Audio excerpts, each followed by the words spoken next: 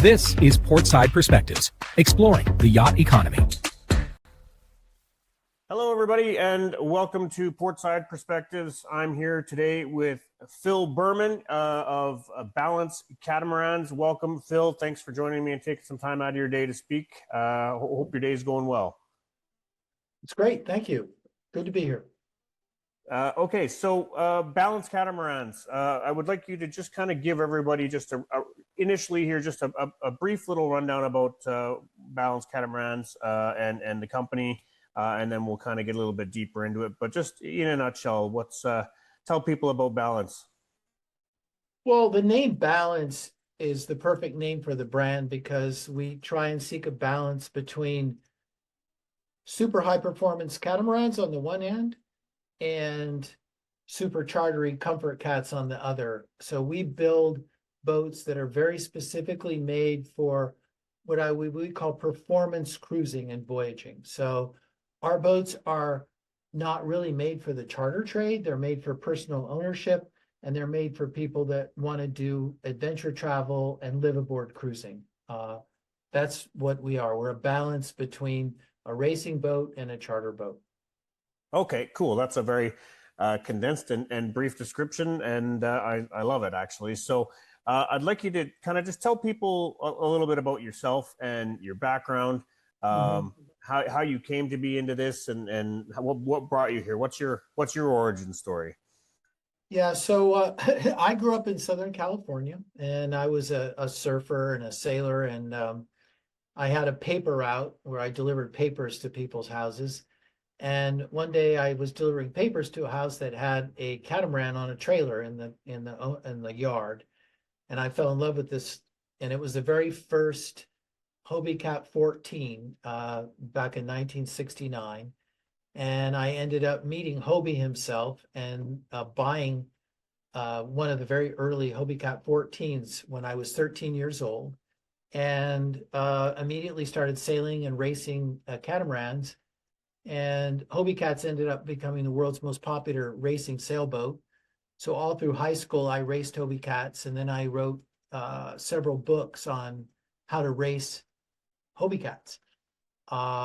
In college, I was the world champion for a few years, and just basically been sailing and racing catamarans all my life. And my joke is that every Hobie Catter wants to become a big Hobie Catter. So if you get stoked about sailing when you're young and you're on the sea and you have the excitement of sailing, if you grow older, you'll look back on those days and want to rekindle them, right? And so a lot of the people actually that buy our boats did have Hobie Cats.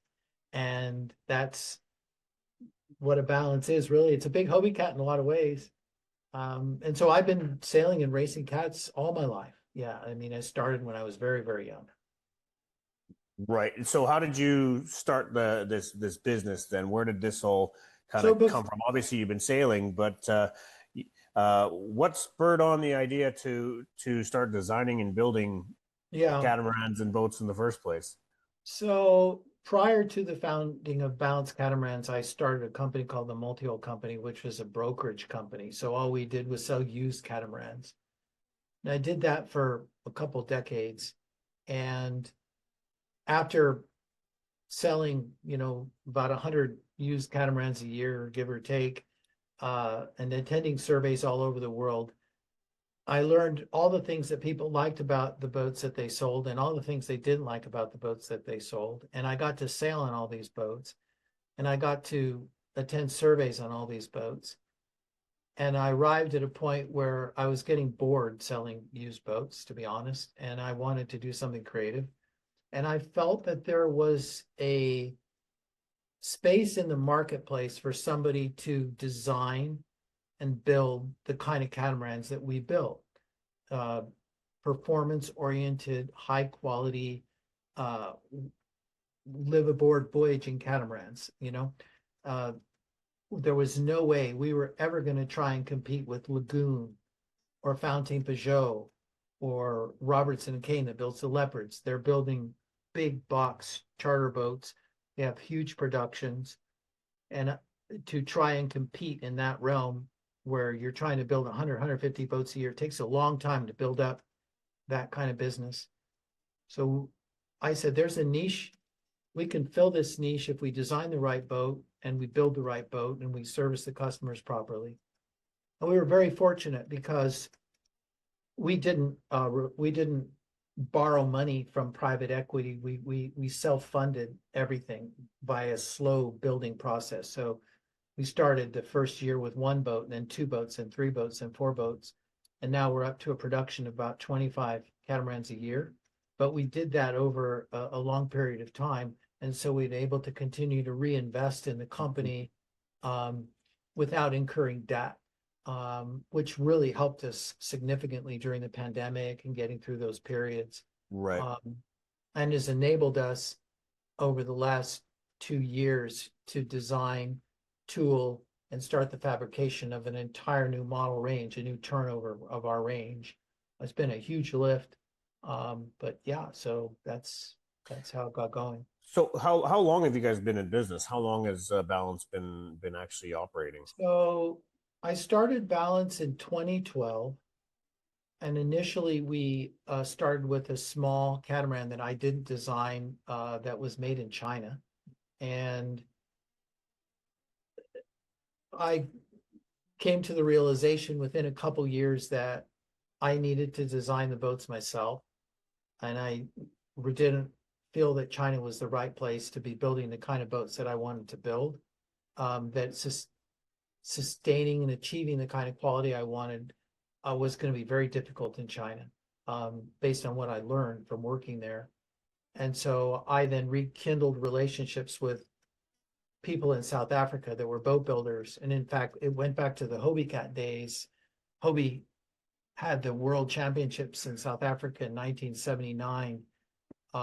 And they licensed a South African company to build all the 75 Hobie Cats for the world championships. And one of the gentlemen that built those cats as a young man is actually one of our head builders in South Africa. So South Africa was the right place because you had the right range of skill sets. You had a weak currency. You had an ability to throw a lot of labor at the boat builds that you couldn't do in the United States or Europe, so that we could focus on building high quality boutique catamarans that took enormous labor hours to build. I mean, many times I thought, could it be done in the United States? And when I actually ran the numbers and the calculations and the labor costs, it was very clear to me that it couldn't, the kind of boats I wanted to build would not be price competitive if they were built in either Europe or the United States. Mm-hmm. And South Africa turned out to be a really, really good place for us to be building Balance Catamarans. It's also a great place for people to pick up their boats and visit. And it's also a great place for people to sail their boats back. 95% of our owners sail their boats back from South Africa.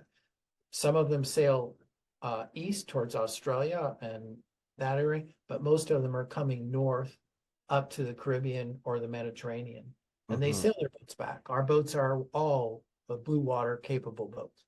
So you said you've been sailing your whole life, and you were looking at these different boats that you were brokering, and so you decided to start building your own to kind of designing was very important. Yeah, right, to address all the things that you thought could be done better or whatever.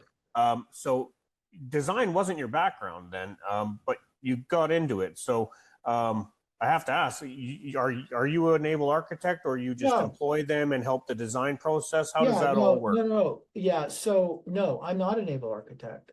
I partnered with Anton du Toit Yacht Design in South Africa.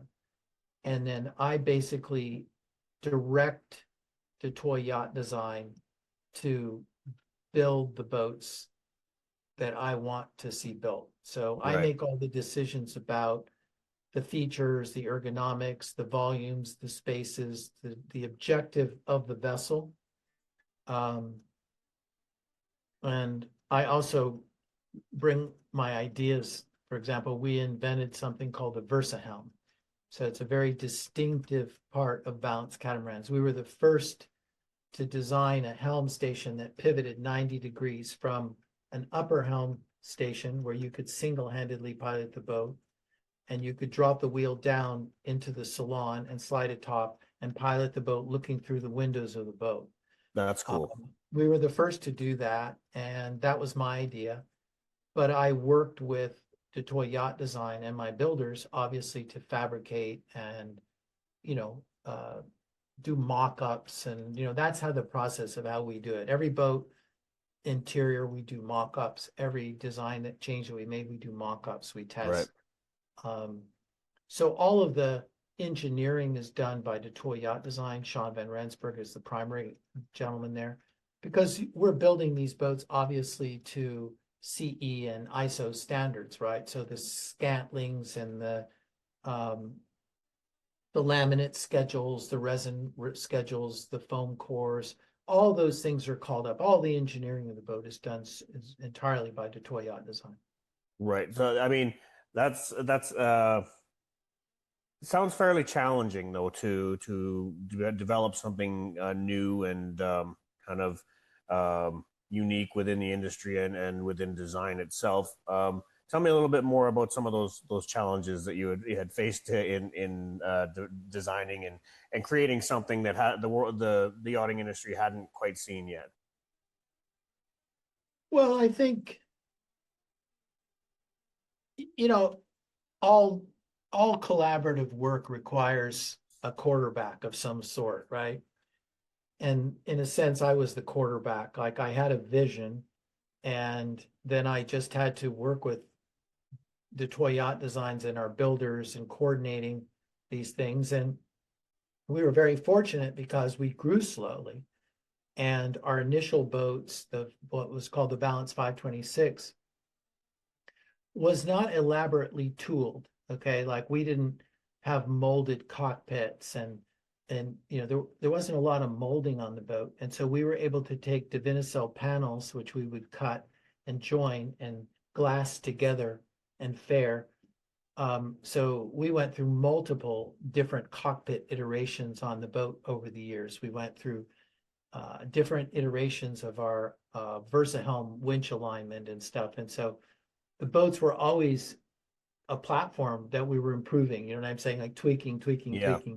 Yeah. And that is, we really benefited there. The problem is, if you try and tool a boat and go into really fast production of a lot of boats at the same time, you really don't find the problems in the design until you're into your 6th, 7th, or 8th boat. Right. That was kind of, you spurred another question here. Was I imagine that all those little tweaks that you made with those first few iterations have now kind of, I'm going to assume, have now kind of bled into all of your future designs, and the problems that you had solved in the past and all the things that you've overcome are now kind of being pushed into some of your newer designs. Correct me if I'm wrong, but I would assume that's a big part of the process, right? No, that's exactly right. So when we decided to do the Balance 482 and the 442, about, I guess we're about 5 or 6 years ago, we started on those designs.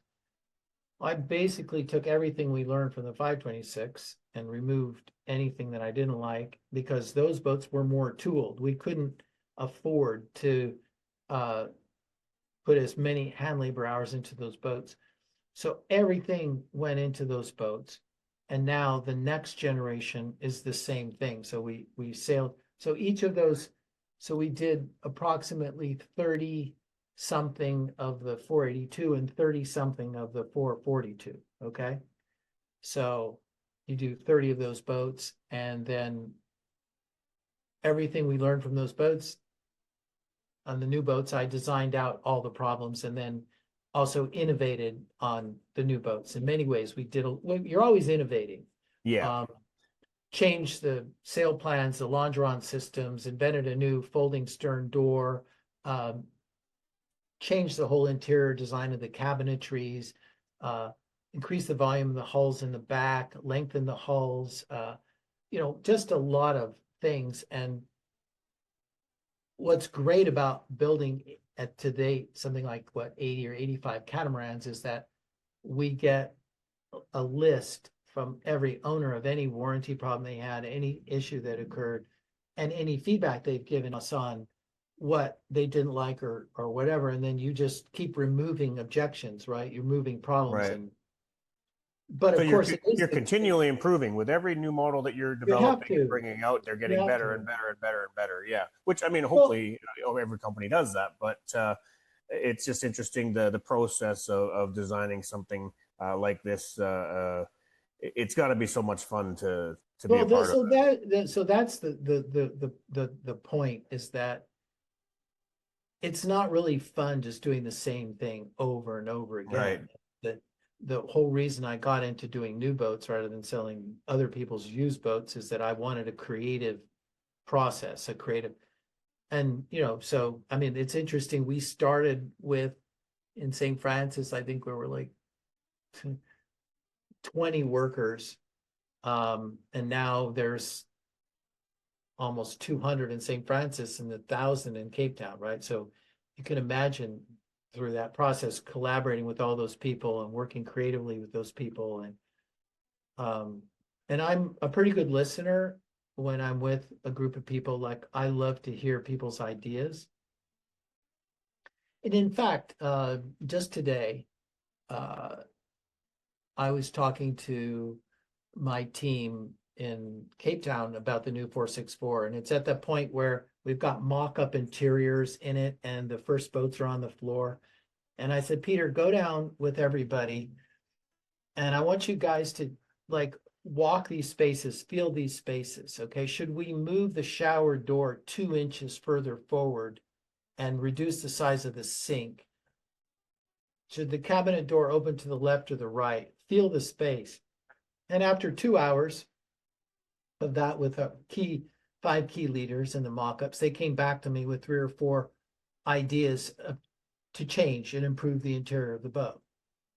And they were all great ideas. And I agreed with all of them. And I said, yes, implement. That's how you do it. Yeah. Okay. So on a bigger scale, not so much the minutia of all of the design. Is there anything you're using like for materials or some bigger, more dramatic changes that you're making in your designs compared to, um, previous vessels that you've made or ones that you've sailed? Some like I know there's companies there that are using carbon fiber in their hulls. Mhm. So give me a sense of those sorts of things that you're Sure. changing, if any. So we've always used carbon fiber in our structures.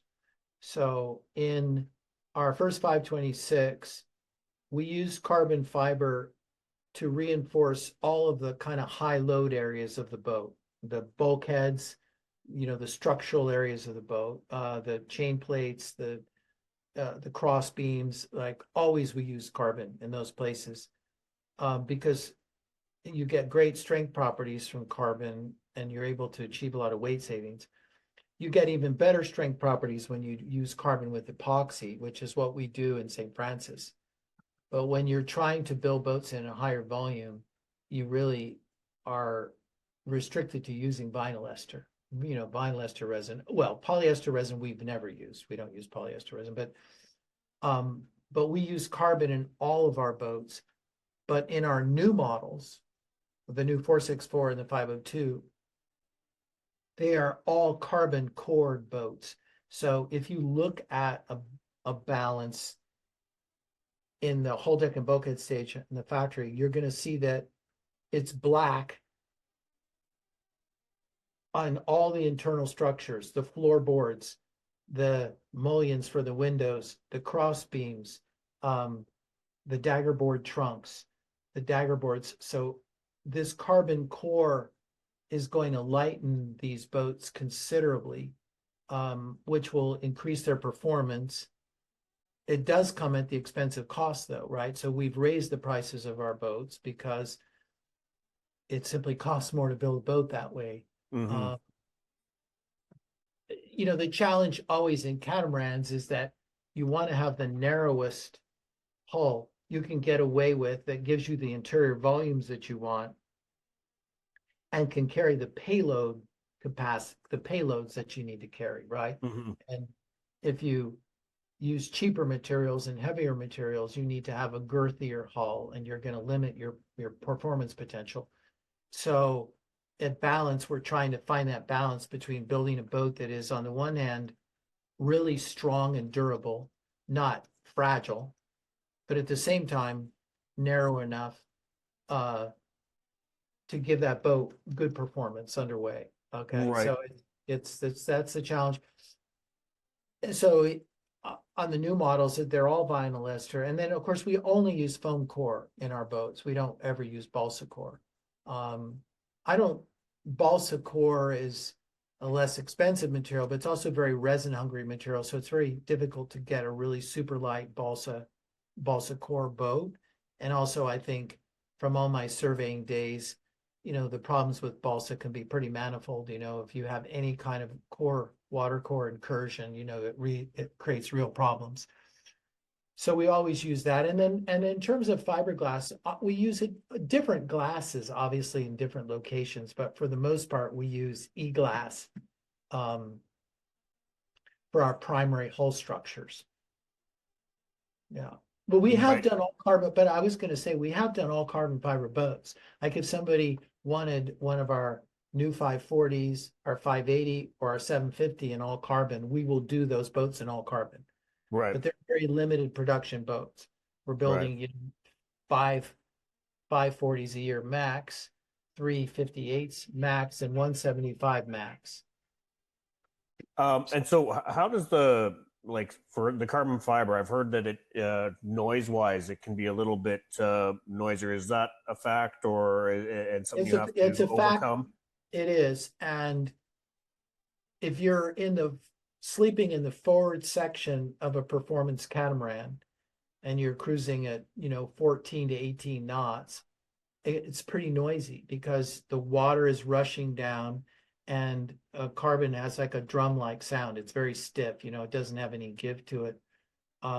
So you get benefit from that stiffness and the ability to lighten the boat up, but it is pretty noisy. And that's why we went to this carbon core. Say, let's use carbon everywhere that it's not going to impact the sound inside the boat, right? And so the e-glass hulls have a little bit more give. They're not as noisy. They're not as drum-like. Yeah. Right. Okay. So, and you guys are distributing these kind of globally, so they're being built in South Africa. Is that what you said? Yeah. So our boats. So we have the 526 and the 540 and the 580 are built in St. Francis, South Africa, which is not far from Port Elizabeth.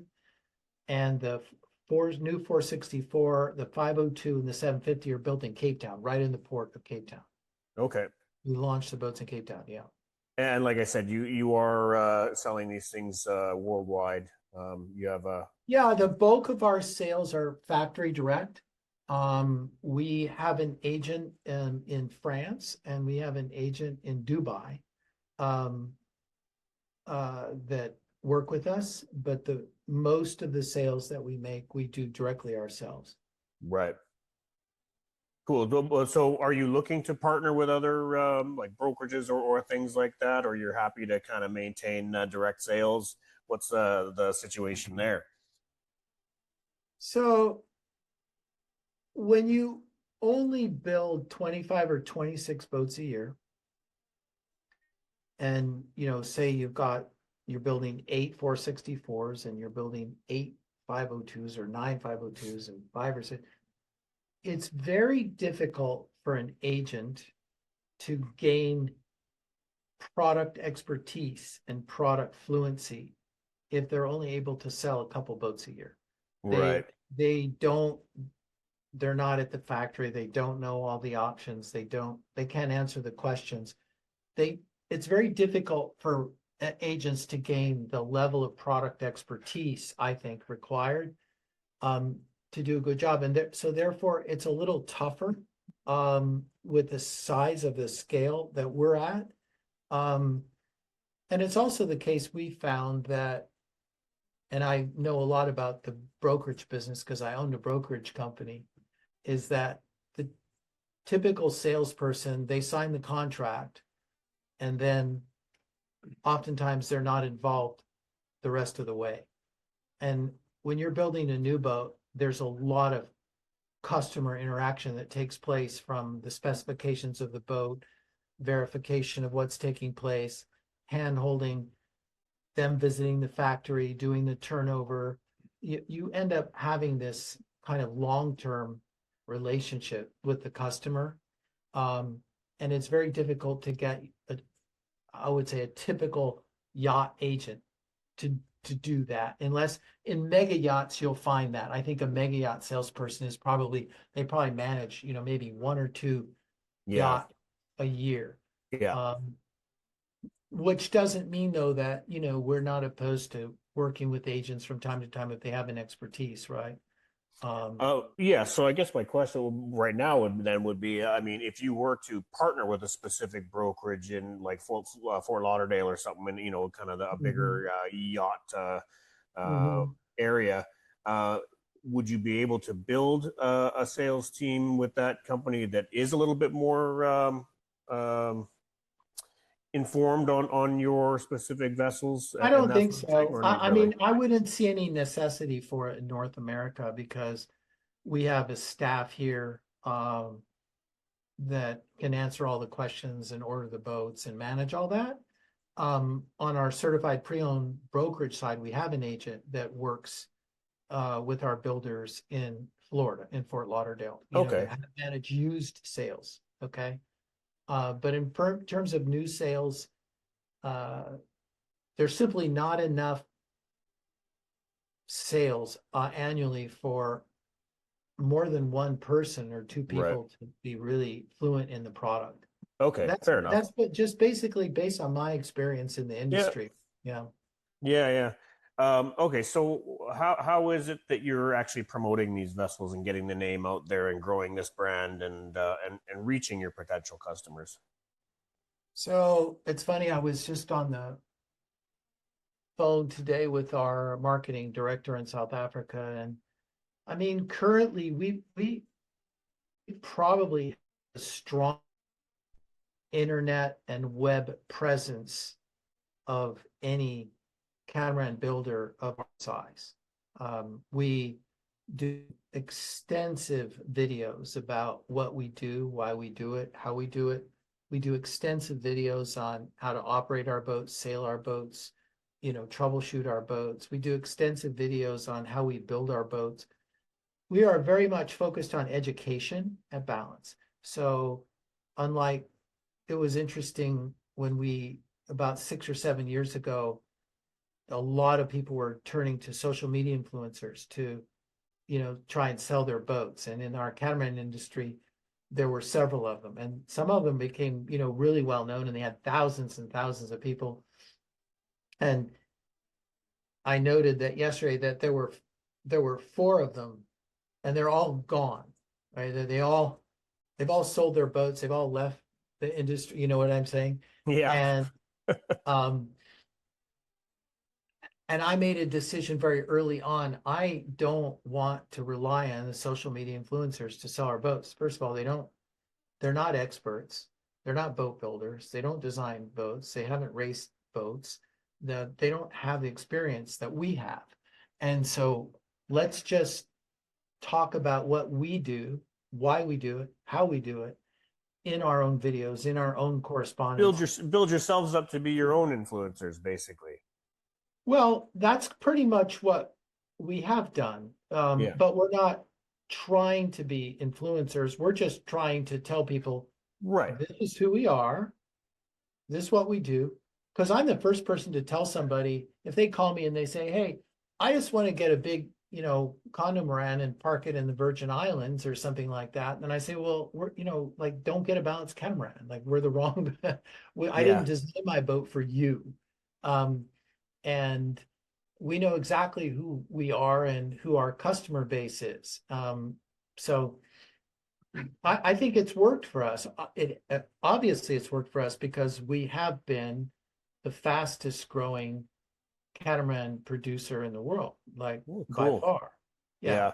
In our market space right now, we're in the performance space. We're probably only building a slightly smaller amount of boats annually than our French competitor, Outre-mer. I think maybe they build a few more boats than us annually, but I'm not sure that they do.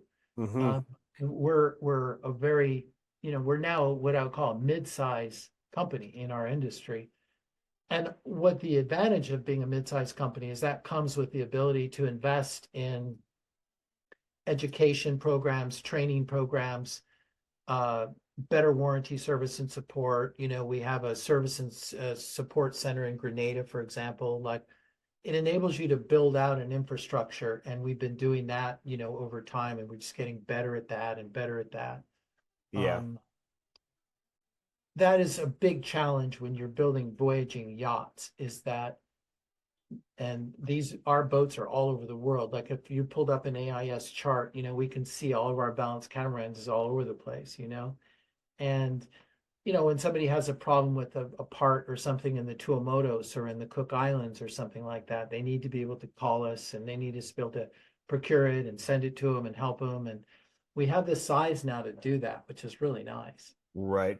Yeah. So you mentioned all these, you do a lot of videos and stuff. Does that mean you have, like, is it all on YouTube, or Yeah. where can people go see these videos? So some of our videos are embedded in our website, Okay.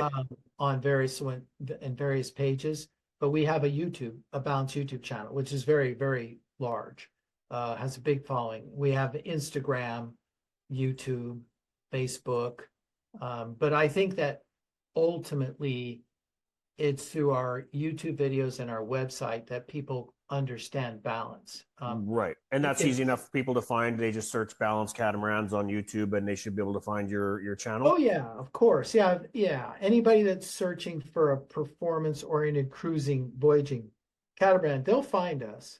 And Yeah. then if they do find us, then if they're serious, they'll probably watch almost all the videos that we've done. There's a very extensive amount of videos. Right. I get that comment all the time from people. Oh, okay, so yeah, I watch your videos. I understand why you did this, Yeah, Cool. yeah, So people can easily find that. And then just while we're on the subject, I mean, yeah, balancecatamarans.com is your website. I'm yeah, assuming that any of your social media channels are easy enough to find just by searching for Balance Catamarans as well. yeah, yeah, for Um, sure. I'm just on your website here, and I see there's some podcasts and webinars, Yeah, all kinds of information for people to come and check you guys out in more detail and get probably any information, any and all information that they're looking for. yeah, Um, definitely. Yeah, there's just a ton of content there. I mean, we have currently 3 employees. That's all they do is edit, produce, uh, create the video content. I'm right. in some of it. Other people are in, So I just want to quickly bring up your website here. So I'm going to share my screen here. mhm. Just give me 1 second. This one here. Should be able to see. I'm going to guess you should be able to see your Now I website do. there now. Yeah, yeah, yeah, yeah. Okay, so I was going to start off with the 750 here. Okay. Now this is one of your newer models here, and it's in production right now. You said you're about to go do the sea trials with it. You haven't actually sold any of these yet, is that correct? No, so the first boat is we built for someone. Yeah, so the boat that we're sea trialing is owned by somebody, and we're just completing the boat now. Okay, Well, it is complete. We're just getting ready to put it back in the water and finish the sea trials on the boat. right, Um, and we have the tooling to, we're building more of these, but these are very boutique, customized, yachts. Uh, but the Balance 750 is quite unique in the catamaran space because it's a high performance oriented boat, but it's also has the volumes and the luxury of a true luxury yacht. She's almost, I call her like a super yacht performance catamaran. She's not going to be quite as fast as some of the crazy racing boats, but she's going to be very, very fast, but she'll have much better payload capacity and much more right. interior volume. much more. The balance, right? Yeah, it's more of a luxury feel. Yeah, Okay, yeah, and then so the other one I think we were talking about before we started recording was the 580. Is that right? yeah. So the 580. So this is video of the 580 sailing. So we launched the first 580s this year. We have two of them have been launched, and the third is about to be launched. Now there's a beautiful boat, and like all the Balances, it's a balanced performance boat. It has the capacity to carry a lot of equipment so people can sail off the grid and yet still sail really, really smartly. Yeah, she's a really nice boat. So Yeah. do you guys do like when you design one of these, is it, this is your design and someone that says, yes, I want it. Do you do custom work on these as well? Maybe I'll let you kind of answer that, how you Yeah, feel. so we're pretty unique. So the basic hull, deck, bulkhead, and structure of our 540, our 580, and our 750 are there. And the interior layouts and designs that we have for the main salon and the cockpit are generally the same. Like what you're looking at here is the 540. Yeah. Okay. Yeah. So we're not going to modify that. This is the aft owner's cabin of the 540. But we offer 6 different interior configurations for the Okay. 540. And on the 750, the interior is completely custom. So if somebody wants 6 cabins, 3 cabins, 4 cabins, they want a gym, they want a workout area, whatever, all the furniture on our boats is handmade and handcrafted and built for the boat itself. Right. We're very unique in the industry in that we offer a wide range of different veneers for our interiors. We offer 6 or 7 different wood veneers, and every piece of cabinetry is handmade. Foam core, handmade cabinetry. So people choose their flooring, their fabrics, their woodwork. They can choose different options in how they rig the boat, the type of sails that they choose. We give people quite a bit of choice, I would say. Right. Yeah. More than anybody else, actually, I think. That's cool. Okay, is there anything else about your boats that we haven't talked about that you kind of want to highlight? Some things that are kind of special about your vessels that I just haven't been able to think of a question to bring it up. Well, I mean, our boats are designed for people that really do love to sail, right? Like how our boats sail compared to most boats is pretty special. They have dual dagger boards, so they sail to windward really, really well. When you raise the dagger boards and you're sailing off wind, the boats steer and sail beautifully. So our boats are, a lot of the people that buy our boats come from yachting backgrounds. So we get monohull sailors from yacht clubs that have been racing all their life or sailing all their life that are attracted to our boats. We get people that have charter catamarans and recognize that they love sailing, but they want a higher quality and a faster boat, a boat that's more fun to sail, a boat that gives some real joy to view when they're sailing it, and that has a level of quality and fit and finish that you can't get from a typical production boat.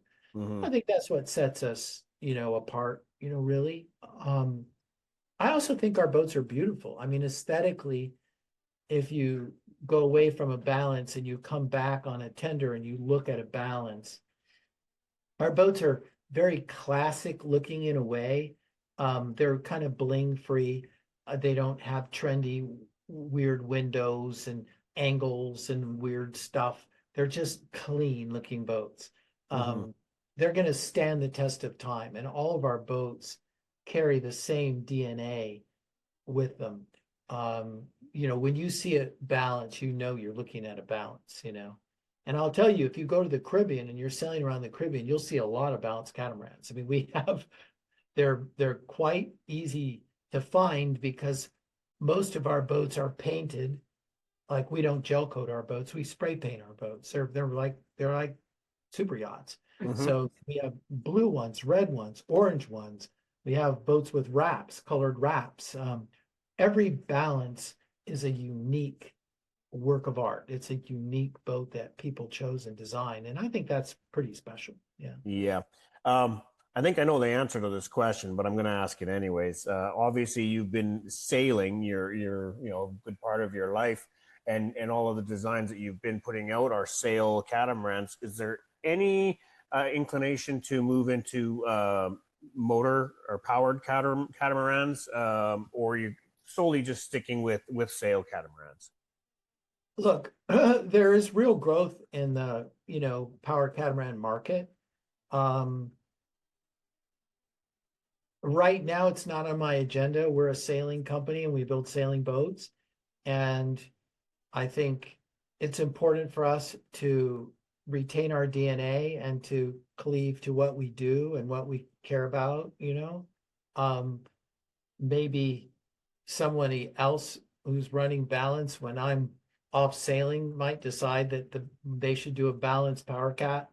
But right now we're a sailing company. That's fair, and like I said, I'm pretty sure I knew what the answer was when I brought it up. I just wanted to ask the question, anyways. Well, Um, when you think about a business, um, Jason, you know, there's a lot of people that get in business and they stray from their core objective, right? Or they're right, and they don't have a business has to have a DNA, I think. And you know, you really need to stay with your core business, right? It's hard enough for me to work with all of our teams to design great boats and service great boats and sell great boats. And you try to do this and try and do that and try and do that. And that often leads to problems. yeah. Okay, so one, I know we're kind of getting close to the end of the time here, so I'll try to start wrapping this up. I do want to ask. I do know that, like, especially talking to a couple other designers, um, the technology that's out there right now when it comes to computers and modeling software and that sort of thing is allowing companies like yours to do some pretty cool things that were never really capable of. They weren't capable of doing in the past when designing with pencil and paper, which I know a lot of designers still get the concept out, get it off of their brain onto pen and paper, whatever. But these technologies and 3D modeling softwares are allowing you to do way more and test certain things before they actually come into the three-dimensional world. So are you guys utilizing any of these technologies? Are you still sticking to the old school ways? Give me a sense of where you're at with that sort of thing. So the toy yacht design uses CATIA, which is the kind of the more complicated software that's used by Boeing and aerospace. Okay, so they use the CATIA. The only limitation of the CATIA is it doesn't as quickly turn things into 3D as others. You have to transfer it to something else. But no, we're doing that. I would say the biggest area where we're engaged in technological innovation is we've been partners with Integral, who make high output 48-volt alternators that are attached to your diesel engines. And so we were one of the first companies to move to 48-volt boats. Okay, so we do all lithium boats, and they're super high output alternators. And now they've come out with a new product that is a hybrid. So it's a hub that attaches to the back of the diesel engine that is both a high output alternator, but you can also turn the diesel engine off and it becomes an electric motor. So our boats now, people can get a hybrid where they have our boats don't have generators. We use the diesel engine to do our charging, and the charging outputs are incredible right now. Like we're charging at over 15 kW on one 45, 50 horsepower engine. It's incredible. And then the electric motors enable you to motor for a couple hours at a time in and out of marinas and stuff. But you can also alternate. You can run one diesel engine that's charging and run one of the electric motors on the other hull. And you can you can bring in enough juice to the batteries to sustain the electric motor. It's kind of e-motoring. and it Cool. it radically increases the range that you can travel under power. Our boats are Right. super eco-efficient. That's cool. It's not uncommon for a Balance catamaran to leave Cape Town with a full tank of fuel and get to all the way to the Caribbean and still have fuel in the tank. Hmm.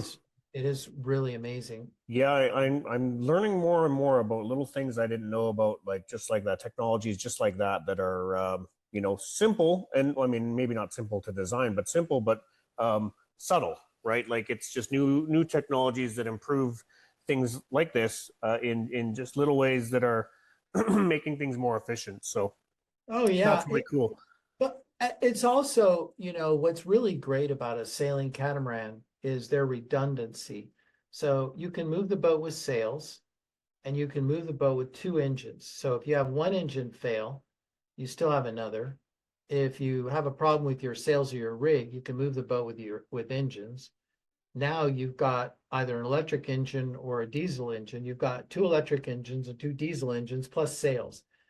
So you can travel very, very long distances on these boats, right? Without relying on fuel. Yeah, And you have this kind of redundancy. And also catamarans are great because your rooftop is really big, so you have all this solar panels. So most of our boats are carrying 2,000 to 3,000 watts of solar. So between that and the high output alternators and the 48-volt systems, the boats are very, very energy efficient. yeah, Um, it does come, however, with a little bit of added complexity, though, right? Because these are pretty sophisticated technologies that have software in them, and that poses some challenges, for service and support. So now you've got remote monitoring of your inverter chargers. Like, so somebody has an issue with an inverter charger, they can go online with a technician who can look at their system and say, okay, well, we hmm need to do this or that. yeah. Um, Yeah, yeah. I mean, because seeing as that we're kind of on the whole technology thing, it's something that tends to come up in my conversations with different business owners because it is relevant in today's day and age. Is technologies like AI and whatever that means to a business, whether that's starting to get integrated into the design of a vessel or the marketing of a vessel, or even just the back end operations of a business. Are you guys utilizing any AI tools for anything throughout the business at all right now? Or are Oh you yeah. Oh yeah. struggling to move into it and trying to find a path towards that? No, no, we use AI for all kinds of things. I mean, any app, anytime we can use AI, we're using it. I mean, but getting back to something that you said, it's interesting in the design process, the when you're designing the boat is, you have to design the boat and know exactly where you're running your plumbing and your wiring and where your batteries are going and your chargers are going. Because on a catamaran, you want to keep the weights in the center of the boat to the extent possible to reduce fore and aft pitching. Yeah, And those things have to be thought through really, really carefully. Um, and we do that obviously at the outset. AI is helpful, in some of the engineering things on the boat, Um, and we also use it obviously in our office to improve efficiency in just about anything we can. right. I have ideas for some AI things right now that I would like to do for Balance for our owners, Oh using yeah, AI. Yeah, sure. Like putting together uh, our troubleshooting videos and all our technology. So if a person can have an internal AI that will bring up right. anything that they're looking Kind for. Yeah. kind of like having a technician on the boat without having a technician on the boat that can Yeah. help troubleshoot. That is that kind of what you're talking about? Yeah. Yeah. Yeah. Definitely. Yeah. That's neat. Yeah, well, Yeah. that'd be interesting to see if that were to be developed into where it's actually something that's working efficiently and doing its job properly. That'd be kind of cool. Yeah. Yeah. Almost to the point of uh, like a Star Trek sort of thing on a ship where you just ask the computer to give you the problem and that sort of thing, right? Yeah. Well, already we have a pretty advanced owners portal, and you can go on the owners portal and you can look up any subject and it'll bring you to videos of, Mm-hmm. like here's how, you got a problem with your Yanmar engine, go here, your Harken winch, go here. So we you can categorize both the OEM component videos and stuff, but also then the balance related stuff, Yeah. because again, these people are voyaging all over the world, and it's a boat, right? It's bouncing around in the most corrosive environment on Earth, and you're asking it to do everything. It's crazy when you think about it. All that happens in the footprint of a voyaging liveaboard catamaran, right? Yeah. Water makers, solar panels, high output alternators, dual diesel engines, lithium batteries, chart plotters, radars, sonars, cameras, right? My goodness, the aircon. I mean, there's a lot of stuff, right? All the pumps and the Yeah. systems. Um, Phil, I know I'm kind of running out of time here, so I'm just going to start wrapping it up here. But I do have one last question. It's kind of something I ask a lot of the people that I know are big into yachting and sailing and that sort of thing. It's kind of a two-parter. One part is there a favorite vessel that you've experienced or been on or have built sometime in your lifetime, whether that's what it is and the technology that's in it, or maybe it's a vessel that kind of holds a special place in your heart because of a memory that is attached to. And the second part of it would be a location or a destination that you've sailed to that really kind of stands out in the same sort of aspect, like just because of what it is, what it looks like, or maybe it just holds a place in your heart because of memory. So I'll let you answer that however you like. So years ago, when I owned the brokerage company, I represented a builder in France that built a performance-oriented catamaran. It was back in year 2000, early 2000s. It was called the Switch 51, it was called. And I became the dealer for that boat, and I sailed one across the Atlantic. And the reason this Switch is a special boat to me is that it was, in its time, a balanced catamaran, right? For, you know what I'm saying? It was a bit like what I was trying to do. I've been trying to do with balance. The design of the boat had many flaws and many issues, and it's very dated in many ways, but it's special to me because it taught me that you could have a really nice sailing catamaran that was also pretty nice to live on. Mm-hmm. That company failed for a host of reasons within about 5 years, but it was a very good learning experience. As far as sailing destinations are concerned, I love French Polynesia. I've always loved French Polynesia. I love Tahiti. I love Raiatea and Bora Bora. I love Tahiti. And in the Caribbean, I love the island of Dominica because it's far enough away from all the charter bases that you don't have a bunch of charter boats there. And it's probably the most verdant island in the Caribbean, one of the rainiest places on Earth. And it has stunningly beautiful waterfalls. And most of the food that you get there is grown by, small farmers right in there. They have a patch of land and you go to the public market, and so you can get all this really fresh vegetables and stuff that people have grown. And it's a very kind of just a laid back, off the grid, verdant, tropical, splendorous kind of place. I really, really like it. Yeah. Awesome. Well, thanks for sharing that. I appreciate that. And once again, people want to find you, they can go to balancecatamarans.com. You've got a YouTube channel with all kinds of information. You're on all kinds of different socials. People can find you pretty easy. Phil, it's been awesome talking with you. Thanks for taking some time out of your day and having a conversation with me and sharing a little bit more about what Balance Catamarans is all about and the backstory and sharing a little bit about your own personality with people. So that's it. Thanks again for coming on, man. Thank you, Jason. I appreciate it. It's a pleasure. All right. Take care and have a great day. Thank you.